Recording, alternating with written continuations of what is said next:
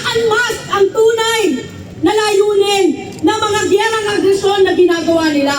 Ito ay ang kunin ng resources, patahimikin ang mga mamamayang lumalaban. At nakita natin yan na ginawa sa Palestine. Sabi nga, parehong-parehong nangyayari sa amin doon, sa Mindanao. Noong pa lang, alam na natin yan, 2001 na war on terror.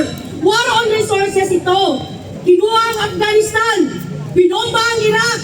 At ano ang kanilang ipinalit? Mga tuta nilang mga gobyerno. At ganyan din ang gusto nilang gawin. Lalo na dito sa sinasagawa nilang mga programa ng peace now doon sa Palestine. Peace na 70,000 na ang namamatay. Displace ang maraming bilang ng mga tao. Peace na ang nilalagay sa Board of Peace ay ang mga taong may malaking kasalanan sa mamamayan. Mga arkitekto ng war on terror. Tulad nitong si Netanyahu, itong si Trump, hindi dapat ng Board of Peace. Sa loob dapat sila ng mga kulungan. Netanyahu na dapat kasama ni Duterte doon sa ICC. Ito dapat ang kinahinatnan. Kasi ito ang panawagan ng maraming bilang ng mamamayan. Ang hustisya.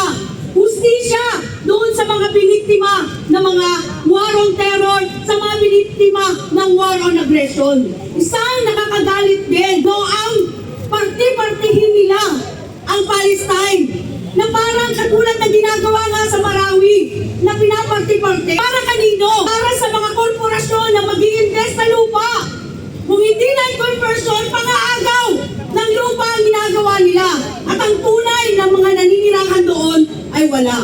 Ikalawa, war on resources. Dahil ang mga natural resources ay kinukuha.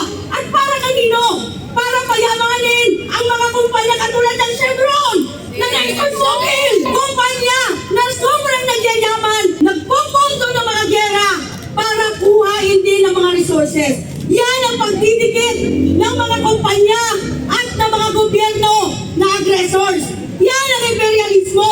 Kung dito sa atin, burokrata kapitalismo, dahil sinusuportahan yan, ganyang klaseng gera, yan ang agresyon ng mga tutang gobyerno, lalong-lalo na si Marcos. Ang imperialismo ay namubuhay